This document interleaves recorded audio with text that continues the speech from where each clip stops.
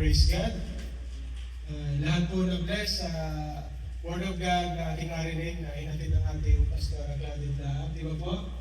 The prayer of Jabez. Sana ganun din ang bawat isa ay i-bless the Lord ang prayer ng bawat isa. At ngayon po, dadako na po tayo sa pagbibigay. Dito naman po, matutunghayan naman po natin kung paano i-bless the Lord sa puntong ito. Ang ating pong verse sa araw na ito sa pagbibigay, ayan po, ako po sa Book of Philippians 4:19. Sabi po dyan, at pupunuin ng aking Diyos ang bawat kailangan ninyo ayon sa kanyang mga kayamanan sa kaluwalhatian kay Kristo Jesus. Sa English naman po, and my God will supply every need of yours according to His riches in glory in Christ Jesus. Amen. Hallelujah, Lord. Maraming salamat, Lord, sa mga sandaling ito, Panginoon Lord God, sa patuloy na buhay, Lord. Pribileyo at pagkakataon, Lord, na ako yung gamitin, Lord, upang maghayan mo yung salita, Lord, about giving, Lord.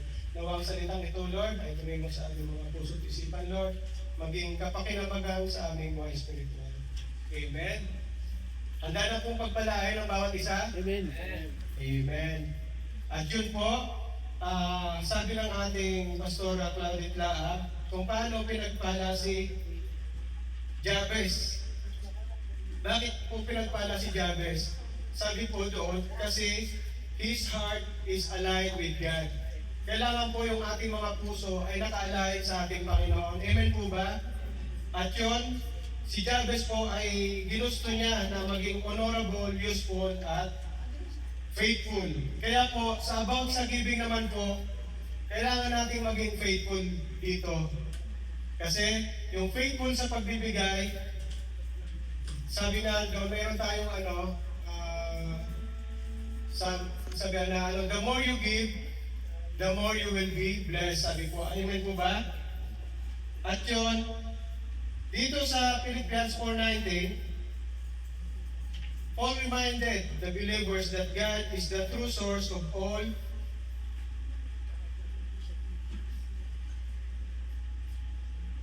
yun, sa lahat ng ating tinatangkilik, ang ating Panginoon ang tunay na provider.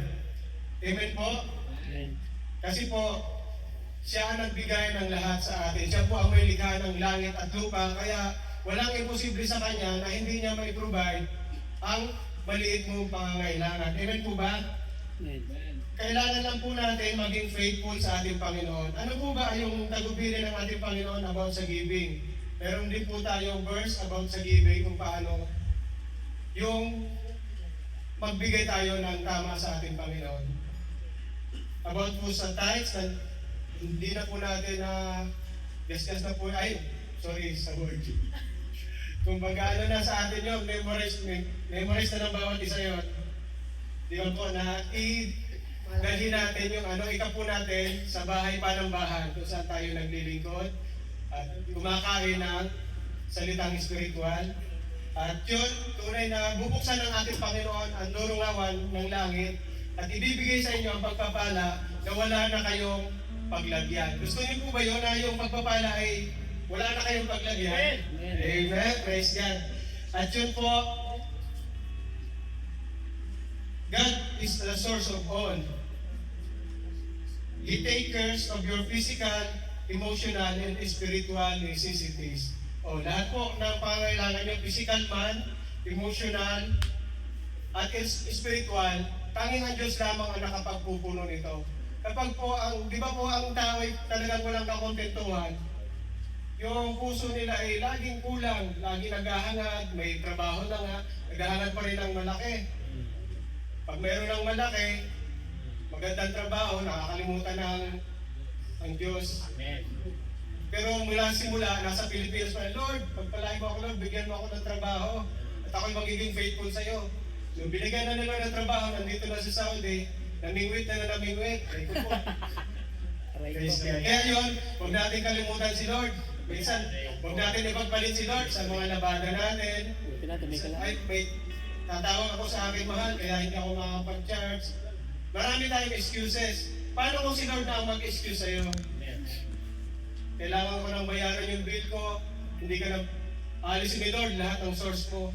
Kasi yung mga trabahong yan, ginagamit yan ni Lord para pagpalain ka. Pero kung hindi ka nagiging faithful kay Lord, kahit yung maliit mong mayroon ka, maliit mong sahod, kukunin pa yan ni Lord.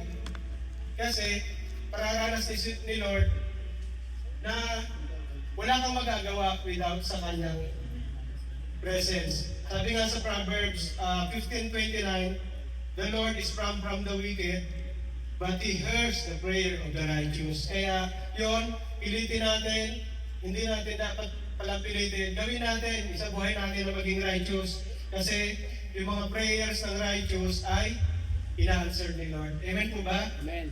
Mukhang ito yung memory verse natin mamaya. Proverbs 15:20.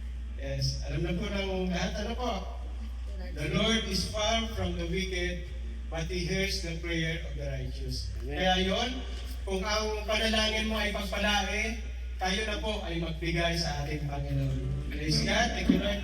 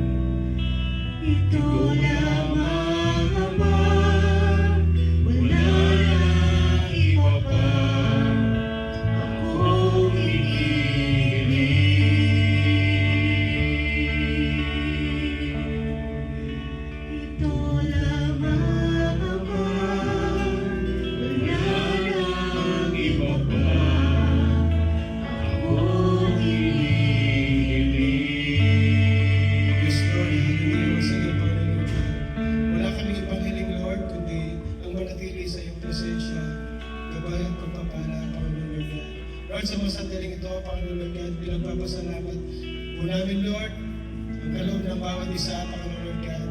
Salamat, Lord, sa iyong salita, Panginoon Lord God, that you will provide all our needs, Panginoon Lord God, according to your riches and glory through Christ Jesus our Lord, Panginoon Lord God. Lord, salamat, Lord, sa iyong pugtong anak, Panginoon Lord God, na iyong pinagkaloob sa amin, Lord. Siya po ang aming ehemplo, Panginoon Lord God, kung paano magbigay, Panginoon Lord God. Kanya po binigay, Lord, ang kanyang buhay, Lord, sa ikatutupos ng sanlibutan, Panginoon Lord God. Kaya, Panginoon Lord God, patuloy na kaming pagkalooban, Lord, ng buhay, Panginoon Lord God, that will give glory to you, Panginoon Lord God, alone. Sa iyo ang papuri, Lord, sa lahat, Panginoon Lord God, ng aming buhay, Lord. Salamat, Lord, di na kami pinagkukulang, Lord. You are our great God, a great provider, Panginoon Lord God. Lahat ng aming mga pangangailangan, Lord, ay yung pinoprovide, Lord. Physically, Panginoon Lord God. Emotionally, Panginoon Lord God. Spiritually, Panginoon Lord God.